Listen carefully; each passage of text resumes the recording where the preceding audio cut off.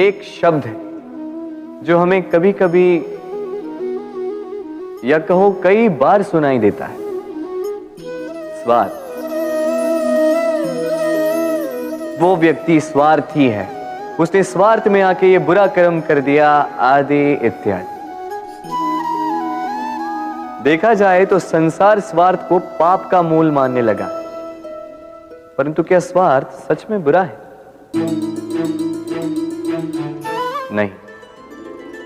स्वार्थ ये शब्द बना है स्व से, अर्थात स्वयं से, यानी कि जिस कार्य में केवल स्वयं का अर्थ हो, केवल स्वयं का लाभ चाप हो, वो स्वार्थ। अब प्रश्न ये उठता है कि आपका स्व क्या है? यदि आपके स्व में केवल आप हैं तो आप अवश्य स्वार्थी हैं। यदि आपके स्व में परिवार सम्मिलित है तो आप परिवार्थी हैं। यदि आपके स्व में अन्य लोग सम्मिलित हैं तो आप परोपकारती हैं। और यदि आपके स्व में ये संसार सम्मिलित है तो आप परमार्थी हैं। तो अपने स्वार्थ से दूर ना जाएं, उसका विस्तार करें। अपने अस्तित्व का विस्तार करोगे तो ये स्वार्थ स्वयं ही परमार्थ में बदल जाएगा।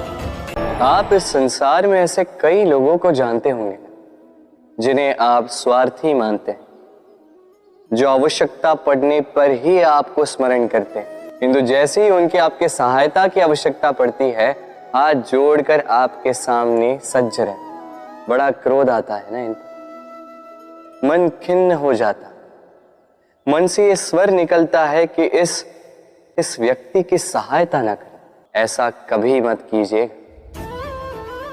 आप सोचेंगे क्यों कह रहा हूं मैं ऐसा?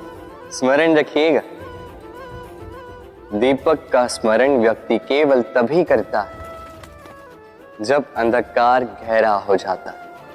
उसे स्वार्थी मानकर स्वयं व्याकुल ना हो, स्वयं को दीपक मानकर आनंदित हो। भाग्यवान समझिए खुद को कि आप इस संसार में किसी की सहायता करने योग्य हैं। किसी के स्वार्थी होने से स्वयं का दृष्टिकोण न बदले। बस ये दृष्टि रखिए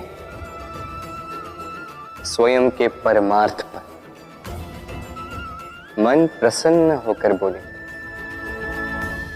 राधे राधे। मनुष्य की एक विशेष प्रवृत्ति होती है, वो कभी स्वयं से संतुष्ट नहीं रहता, कभी स्वयं से प्रसन्न नहीं रहता। जो है उससे अधिक पाना चाहता, जो पा लिया उससे आगे बढ़ना चाहता, अपने जीवन में बदलाव, परिवर्तन लाना चाहता। और ये प्रवृत्ति संसार में सबसे महान है, क्योंकि इसी प्रवृत्ति के चलते संसार में विकास होता है। किंतु इस बदलाव के लिए मनुष्य उसकी खोज में रहता है जो उसके जीवन में बदलाव ला सके, उसे मार्ग दिखा सके, उसके जीवन में परिवर्तन ला सके। और इसके लिए मनुष्य संसार भर में उसे खोजता है जो उसके पास है।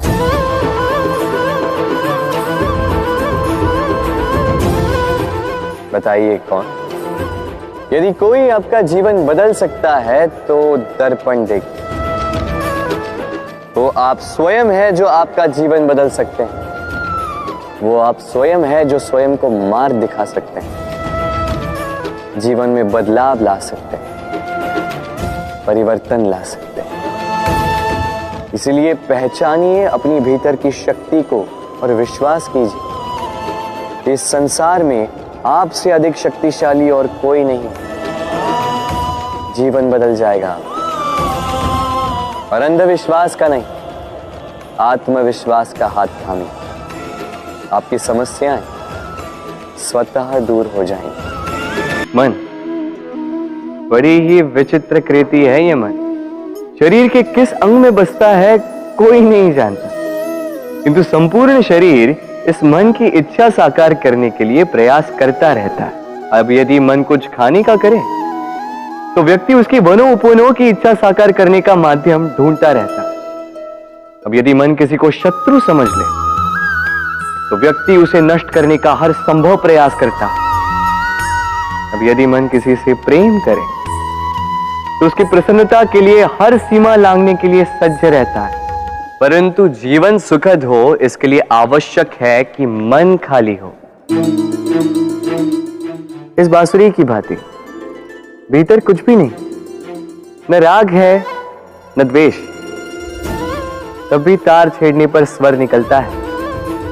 इसी प्रकार मन को भी भावनाओं से मुक्त रखना आवश्यक है। स्मरण रखिए, मन में कुछ भर के जियोगे तो मन भर के जी नहीं पाओगे। भूल और मनुष्य, इन दोनों का संबंध कुछ वैसा है जैसा पंख और चिड़िया का, जैसा धारा और नदिया का। यदि भूल मनुष्य के स्वभाव का इतना महत्वपूर्ण अंग है तो आप सोचिए, इस पर लज्जा क्यों?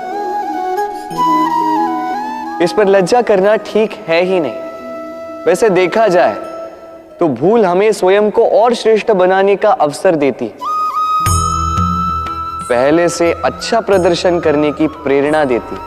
अब कदाचित आप में से कुछ इस बात से सहमत नहीं हो, क्योंकि बहुतों की दृष्टि में भूल दोष को जन्म देती है, दोष अपराध को, और अपराध के लिए क्षमा नहीं दंड मिलना चाहिए। किंतु क्या आपने कभी सोचा है कि ऐसा क्यों होता है? क्या कारण है इसका? इसका कारण है भूल स्वीकार करने से बचना।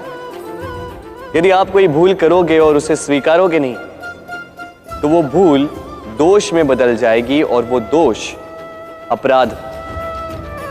तो साहस रखिए, अपनी भूल को स्वीकार करना अपनी भूल को सुधारने की दिशा में सबसे पहला कदम होता है।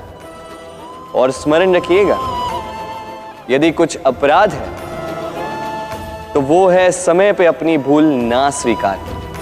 हमारा शरीर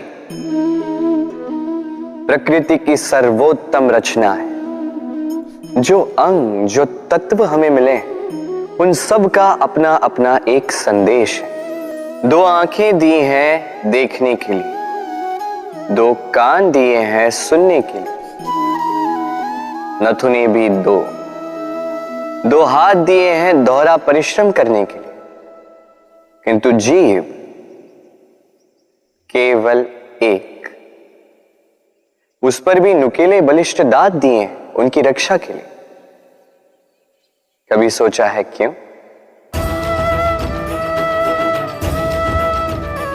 क्योंकि शब्द और शब्दों का उपयोग मनुष्य का सबसे बड़ा शस्त्र है, जिसका उपयोग जितना सोच समझकर किया जाए मनुष्य जीवन में उतना ही ऊपर उठता है। तो समझे ना, देखो सुनो समझो अधिक, बोलो कम। मनुष्य का स्वभाव है कमाना, संग्रह करना, फिर चाहे वो धन हो, नाते हो, संबंध हो या हो प्रसन्नता। परंतु क्या आपने कभी सोचा है, नियति ने यह संग्रह करने की प्रकृति मनुष्य में क्यों डाली? एक बीज से पौधा पनपता है, उसके भोजन से फल संग्रहित होता है।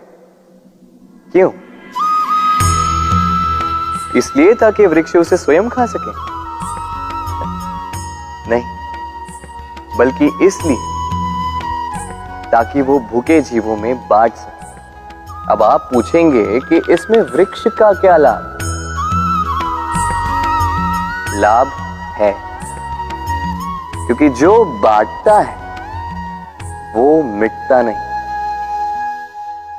जो फल ये जीव खाते हैं वो उसके बीजों को वातावरण में बिखेर देते हैं, जिससे जन्म लेते हैं नए वृक्ष। उसकी जाति, उसका गुण, उसकी मिठास अमर हो जाती है।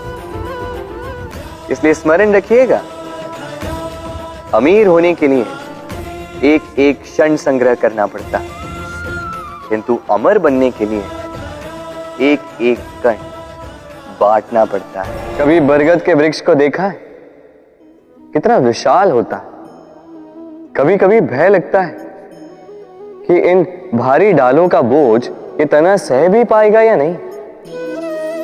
भय लगता है कि कहीं ये वृक्ष टूट कर न गिर जाए, किंतु नहीं। समय पड़ने पर शाखाओं से निकलने वाली ये बेलें धरती की ओर बढ़ती और फिर स्वयं जड़ बनकर इस वृक्ष को सहारा देती। इसी प्रकार जो परोपकार करते हैं, सत्कर्म करते हैं, उन्हें स्वयं के लिए चिंतित होने की आवश्यकता ही नहीं, क्योंकि उनके कर्म ढाल बनकर उनकी रक्षा करते हैं। इसीलिए जीवन में सहारे की नहीं, कर्म की चिंता कीजिए। राधे राधे।